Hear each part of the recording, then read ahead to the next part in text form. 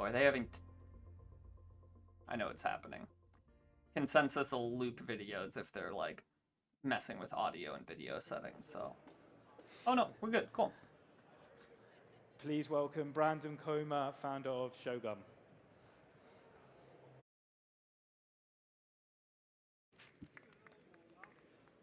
How's it going, Consensus? What is going on? My name is Brandon Comer. Okay. I'm one of the co-founders of Shogun. This is Jordan Today I'll be Bayford. presenting on how we're building the unified application layer for all of crypto. Basically taking any DeFi primitive, whether it's trading, lending, you name it, gaming, and making it interoperable between all of the different chains.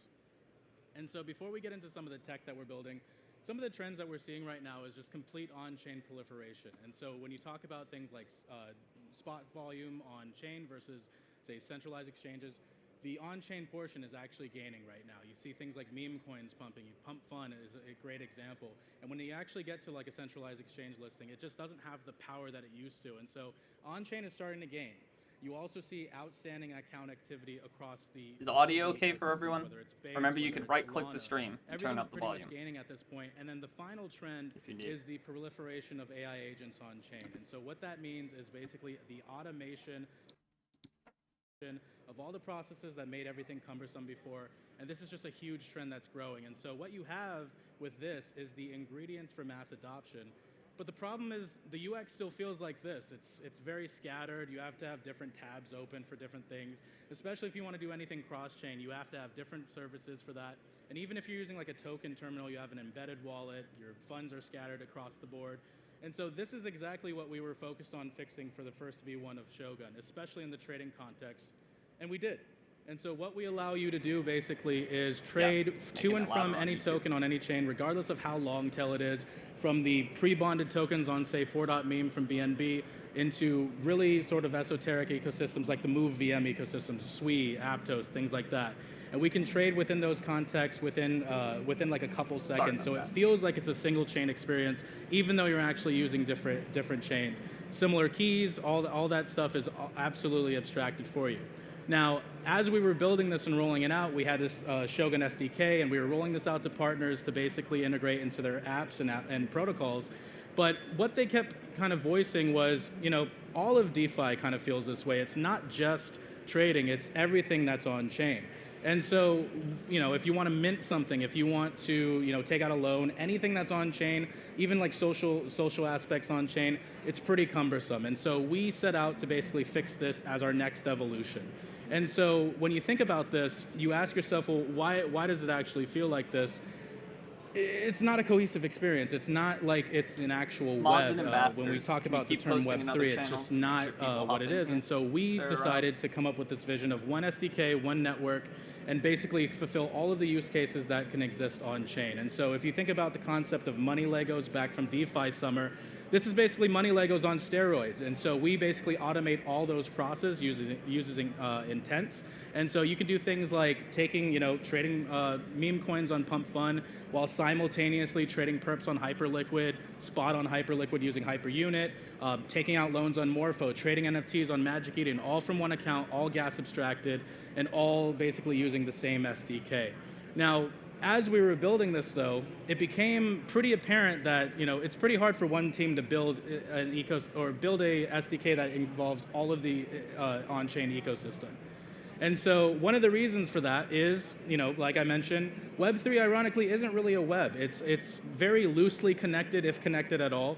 You have things like Solana, things like Ethereum, different protocols on those individual chains that all have different ways of interacting with them, different gas tokens, different sort of APIs that you have to use. And then you get into things like interop protocols and you know, modular chains and even like the rise of Bitcoin DeFi. And it starts to get pretty crazy. And so what we realized was, you know, with a typical intent-centric design, you use solvers. Solvers, just like any infrastructure project in crypto, are typically just, you know, a couple dudes in a room somewhere trying to, you know, really maintain a solution that doesn't really encompass a lot. And so what we decided was, you know, we need something that's rapid or radically different from what exists today. And so that's where we came up with the concept of agentic intents. And so what we do is, in a typical intent-centric design, you have the separation of intents and execution. And so intents is basically, I as a user want to do X, Y, Z, and then you shift that over to a specialist called a solver who then actually executes that for you and takes away all the complexity for you. This is our core. Well, if you want to do this for everything on chain, you can't really do that. intent-based Like I mentioned, solver teams are small. And so what we're doing here is basically adding the ability to use an AI agent as the actual solver so that it can learn dynamically. It can actually increase routes overnight. It doesn't have to sleep. It's not a person. It doesn't have to take breaks or anything like that. Won't take its foot off the gas. Basically, a complete automated solver that can learn on its own. And what's really cool about this, taking it a step further, forget the effectiveness and the efficiency increases of this and then the reduced labor costs. What we can also do is add intelligence to this. And so think about this as a separation of duties. We have execution agents that basically act as solvers. They know the routes to actually send a token on or a DeFi interaction on. Now you have on the right context providing agents that basically add intelligent analytics to this. And so things like on-chain data analyzers to risk profile users, sentiment analyzers to really see if this is something that you should be buying, and really running the gambit to really create an API that encompasses everything on-chain. And so the way this works is we've adopted basically a swarm architecture. And so what this is, and it's heavily inspired by how validators work today with gossip protocols, but each individual network has an AI agent. It's super lean. We don't try to stack a AI agent that kind of handles everything. That's pretty inefficient. It's also cost ineffective. So we have light agents that basically work within each ecosystem, say Hyperliquid, Solana, TON even, Base. And those agents, if they're an execution agent, have all the routes. And then within those contexts, you have those context providing agents. So you might have a context providing agent on Hyperliquid that looks for new protocols that pop up on Hyper EVM. It's a really rapidly growing protocol, and that's something that you need someone that's constantly looking at that. And at the same time, maybe you have a context providing agent that looks at the on-chain activity and says, okay, well, these tokens are probably rugs because of the transaction patterns, and provides those insights so that they can stop trades proactively before they ever happen. And so using this, we basically create something where the whole is greater than the sum of the parts, and each individual agent is interacting with each other through that gossip protocol to really build up this really hyper-intelligent design that creates not just like your typical static API, or what I would call a dumb API, but creates crypto's basically the first smart API. And so using that, what we really did was focused on the individual agent as well. And so what we call the individual agents is Dextra. And Dextra is basically all of your favorite on-chain dexes with a little extra. And so we've created basically a model context protocol. And what an MCP is, if you're not familiar, is basically just a big fancy word of ingesting data into an AI agent so it can learn from that. And so using this MCP, it's pretty standardized. We can take things like transactional patterns from on-chain data. We can do things like ingesting bubble maps to see if something's actually a bundle. And then we can also take sentiment from things like Twitter, 4chan, anything that exists on the internet today, we can ingest that into Dextra to create actual insights.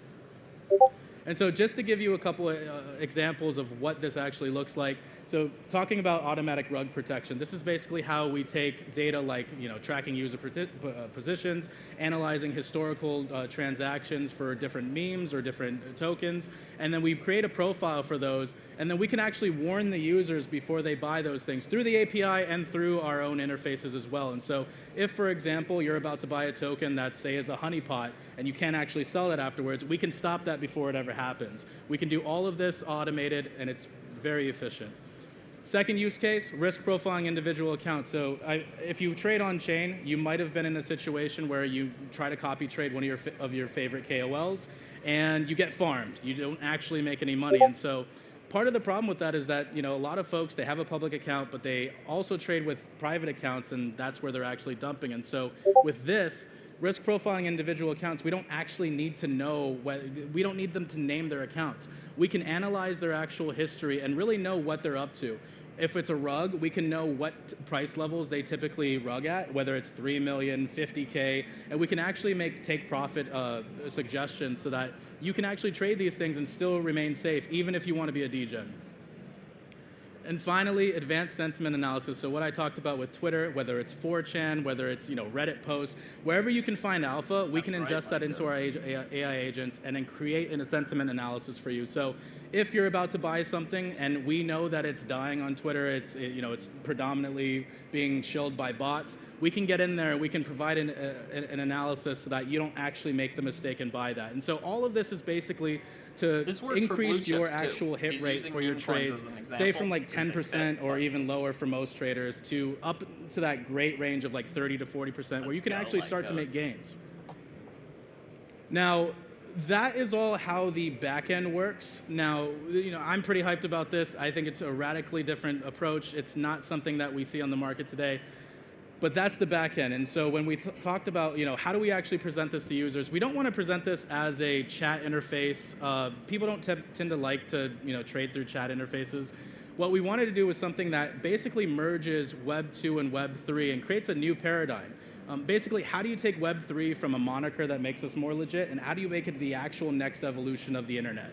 And so that's exactly where Oz, our latest product, comes into play. And so Oz is the guy behind the curtain. He's pulling all the levers, and he's making crypto feel like magic for you. And so what happens is it's a browser extension that fits on the Chrome browser, and it can actually inject code into any website on the internet. And so whether you want to trade directly from Twitter, that's exactly what's going on here. So you're scrolling on Twitter. I'm looking at, my co-founder, the Top Jeets, Twitter, and he's got some cool posts about, say, Gooncoin.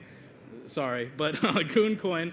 And you want to trade that, you click trade, we inject that code directly in there, and not only can you buy it from there, but you can actually analyze it too. So with our AI agents, everything is asynchronous, and we actually have context providing agents that look for hot tokens so that we can cache those results and immediately show them to you. And so think about like your typical trading pattern. You go, you find something on Twitter, you take a couple minutes, you go to Deck Screener, you go to, Bubble Maps, maybe you go to like GMGN and check what KOLs are in it. We're doing all of that asynchronously so that by the time you've done your analysis, someone using Shogun has already bought and is probably waiting to use you as exit liquidity. Now, it's not just trading also. Because it's tapped into our Shogun SDK, pretty much any on-chain functionality that we have can also be presented here. So say, for example, they bring stocks on-chain.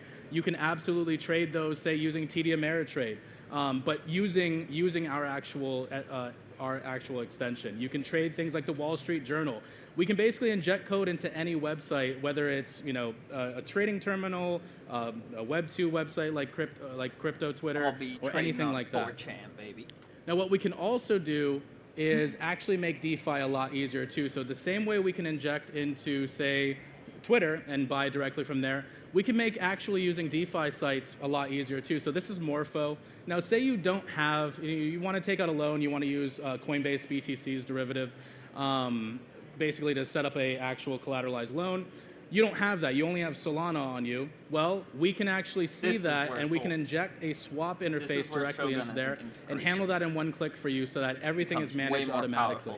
Now, this applies to any DeFi protocol that exists today. We don't need you to, come use our browser. Yep. This basically takes DeFi and it turns it on its head so that we can basically inject a wallet into any protocol that you see without them having to even integrate it.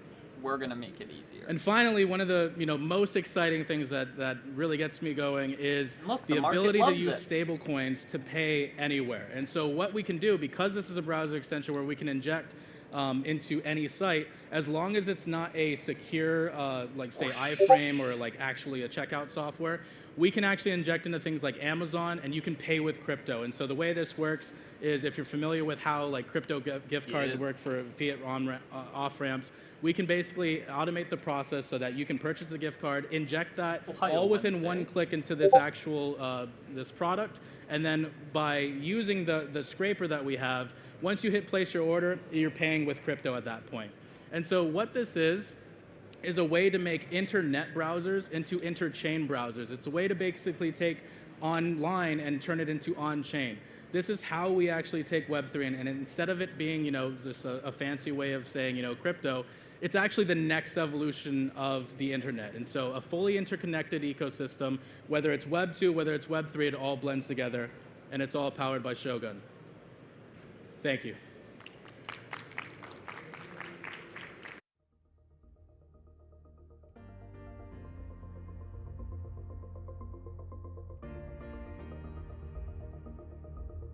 Look at that market. Oh my god. Holy shit. Well, thank you, Mr. Bearfort, for pumping the market. Is it real? Is what real? The market?